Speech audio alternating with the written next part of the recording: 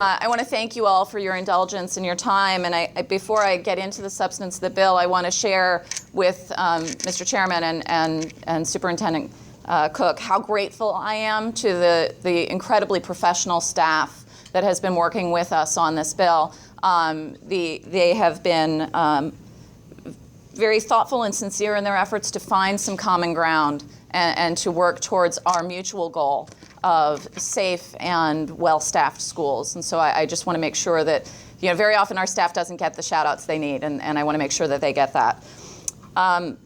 If there's one thing I've learned in my lifetime is that there are the three most dangerous words in the English language are always, never, and assume. And over the years, and the beauty of our laws is that they are living documents. So let's be clear about that. That's why we exist. That's why these bodies exist. That's why the legislature exists. The policies that were implemented in prior years came from those assumptions that someone with a criminal background is always going to be a criminal and can never be rehabilitated. These attitudes have led to significant barriers to change and re-entry into our communities. And the place that is probably the most telling is with our drug laws. When we look at people with drug convictions that are 20 years old who still have barriers to employment, we've clearly done something a little backwards. The idea of the Department of Corrections should be that things are being corrected. If we should assume anything, we should assume that if we're calling it corrections, we are making corrections. What we are attempting to do is to make right some of the mistakes made in prior years, where we made those assumptions about people who've made mistakes, and we've made those assumptions about what their life should be for the remainder of their lives. House Bill 494 doesn't do one really important thing. It doesn't mandate that someone be hired. What it does do is permit a school or a school system to hire someone they believe is the best candidate for a job. It gives that decision-making power back to the people who know their schools best, who know their communities best, who know the needs of their students best. What we have seen are people who are in many ways more qualified, more equipped to show our kids a better way, who are kept out of our schools as employees and formal volunteers because of prior mistakes made. The way that we have constructed our laws doesn't allow schools or school systems to take a look at that person and their story and the incredible successes that they could share with the students in our schools. Doesn't allow that story to be told, doesn't allow those students to see that they have those options. In my community, we see it every day. We have kids in schools that, there's lead paint falling on the reading mats. There are shootings outside the school. These kids need to see that they have choices and they have options. They need to see that their destiny is not predetermined by their location. And the people that run those schools and run the schools around the state that are struggling need the option to choose the best candidate for the job. And that's what we would like to see happen with House Bill 494. I have with me two people who can speak directly to their experience. Charles Austin with the Chicago Coalition for the Homeless and Floyd Stafford are both here to share their stories with you, and I ask your indulgence. Thank you. I just want to say thank you all for having me, giving me the opportunity to speak today. Thank you, Representative Cassidy, for all your support. My name is Floyd Stafford, and my last date of incarceration was in 2009. Since 2009, I've been able to use education as a vehicle for change. Not only have I been able to obtain 6 years clean and sobriety, 6 years of a criminal-free lifestyle, I've also been able to attend Kennedy King College. I come from the west side of Chicago. I then matriculated to Northeastern Illinois University, and I'm currently now at the University of Chicago School of Social Service Administration, which it gives me great pleasure to say that in June I'll graduate with my Master's of Social Work degree. I'm saying all that to say that, I was given a second chance, and I definitely want to make sure that I capitalize off of it. Along with anxiety of what does the next phase of my life look like, I'm also just a little disappointed to know that as it currently stands, that's something that I want to do, be a school social worker, I can't do for a nonviolent drug offense. I used poor judgment back in the time of my life, and I no longer do that. So, what House Bill 494 does is, remove the bars for an individual like me who's demonstrated positive change through education, through a lot of community organizing work. And we have an issue with, I just want to say the prison, to school to prison pipeline. In my community of Austin, a lot of individuals come to my community after they've, gotten out of jail, and they don't have resources. And I often meet the youth, whether I'm coaching basketball or doing some informal social networking, to give them a positive word. But I would like the opportunity to, further my professional career in being a school social worker so I can help the kids, in an effective way using the resources of education. Because it's worked for me, and I would just like to, be able that this bill pass so we can give more kids an opportunity to live a quality life. Thank you. Good morning. My name is Charles Austin, and I'm here today to support House Bill 494, removing lifetime bars to employment in the Illinois School Code. My last conviction for a low-level drug offense was 24 years ago. Since then, I've done everything I could do to turn my life around. Have 20 years of recovery from crack cocaine addiction, have reestablished relationships with my family and children, have 2 college-age daughters now. I work as a volunteer helping others affected by addiction, homelessness, and incarceration, have completed countless employment and training programs. I'm a licensed and ordained pastor, and I've even obtained a certificate of good conduct from Chief Judge Paul Bibble in 2013. My life has been directly impacted by the Illinois School Code ban on 3 separate occasions.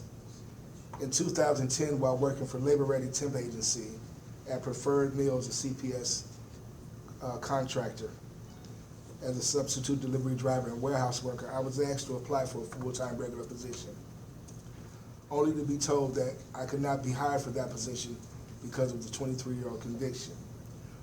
Also, I was no longer able to work through the temporary agency at that site because of that CPS contract. Again, in 2012, while volunteering with No Child Left Behind program at Finger High School, I was asked by Principal Dozier to apply for a CPS vendor number so I could be paid for working with homeless and gang-affected families in the Roseland and West Pullman communities. Of course, being told because of the conviction you cannot get a vendor's number either. And lastly, about a month ago, I was contacted by Metropolitan Family Services to come and work in the after-school program, do some security and mentoring. Once again, I had to say no because of the 22-year-old conviction. Currently, the young people in our communities of Austin, West Pullman, Roseland, and Inglewood, the work that I do through my church, through CCH and other agencies, we reach out to the children. We go out into the streets, places where many people won't go and who have not experienced drug addiction, gangs, incarceration, and that lifestyle, and show them that there is a better way before you get in, and there is a way out if you in a gang or in that kind of lifestyle. And we just ask and support this bill that we be having opportunity to work in schools and other agencies that are managed and licensed by the Illinois School Code, that we can help create a change in the community that we feel we have done damage to. Thank you. And if I could just add one last thing. Ultimately, my philosophy around all of this sort of legislation is the bottom line is a barrier to reentry is a path to recidivism. And we have an opportunity to remove one of those barriers, and I would love to do that in partnership with you. Representative, let me commend you for your insight and your foresight. Everybody needs a second chance. Everybody makes mistakes in life.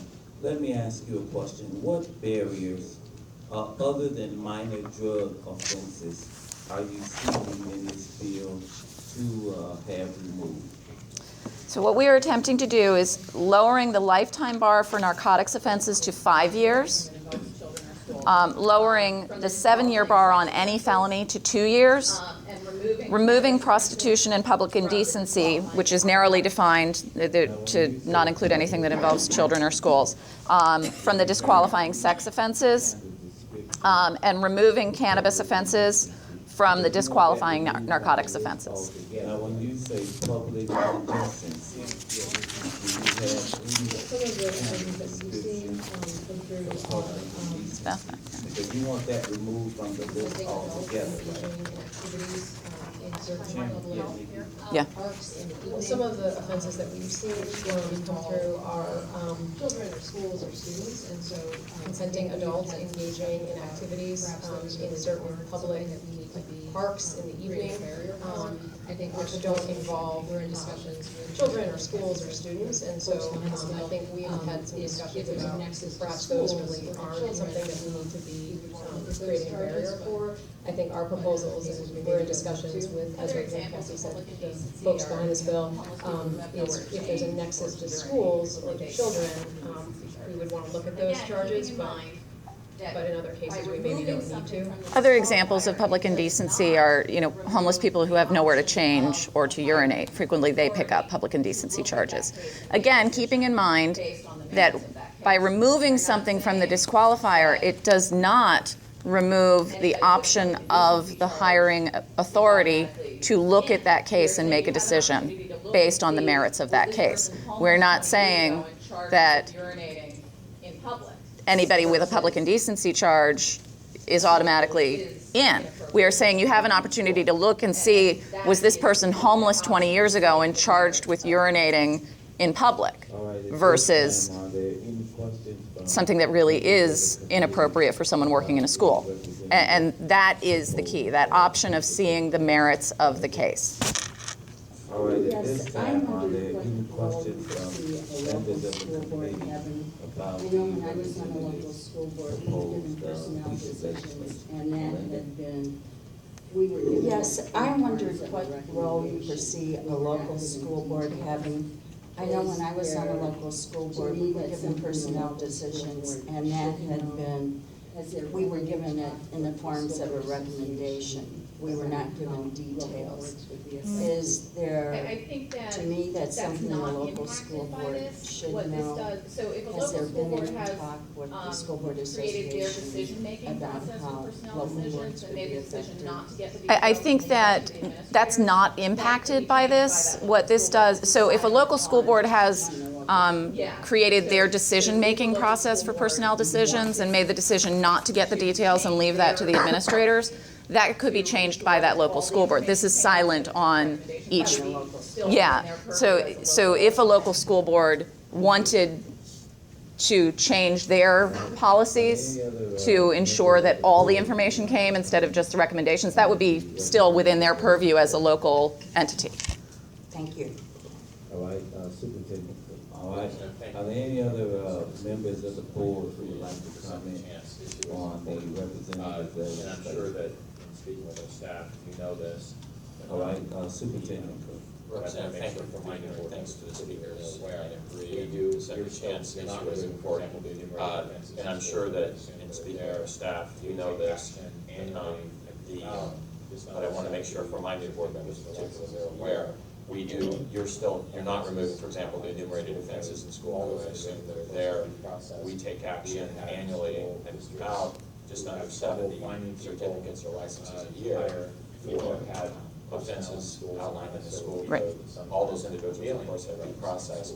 We have had school districts who have trouble finding people to hire, who have had personnel in schools, and not necessarily teachers, but sometimes dealing with drugs in schools and in school districts. So our obligation, of course, in that and with the code and balancing that is to ensure kids are safe, and of course that the adults around them are good role models. Right.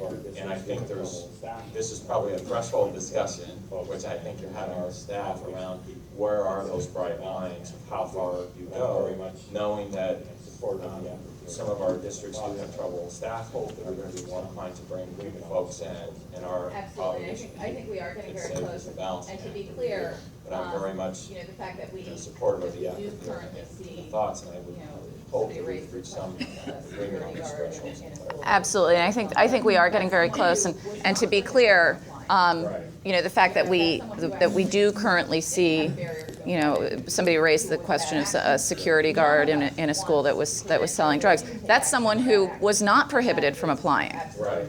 You know, that's someone who actually didn't have a barrier to employment, who was a bad actor. None of us wants to prevent your ability to take action on bad actors, and that is absolute. We are all interested in the safety of the kids and the quality of the staff. You know, another great example of you know, how this worked backwards was the Safe Passages staff in Chicago, where, you know, within days of the program getting up and running, an enormous number of the folks who were hired were let go unceremoniously, sort of in the middle of the day. And that is one of those examples where the folks in the community who know the kids, who know the bad actors in the community, who know the neighborhood block by block, are the best people to provide that safe passage. To have those kids, to have those folks lose their jobs at a time of great upheaval in those communities was a travesty that could have been prevented. All right, are there any other questions? So Jim? am I. I just want to make a comment to the gentleman. I'm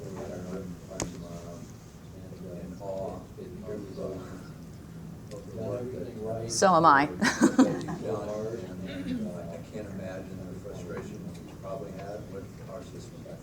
And it appears as though you've done everything right, you are working so hard, and I Thank just want to let you, representative, for our committee, and I'm like. Thank you. The two guys who traveled down. Thank you. Are there any other questions? Thank you, representative, for our committee, and I'm like, the two guys who traveled down to the all the labor, and they're going to pay off, and I would just like to say to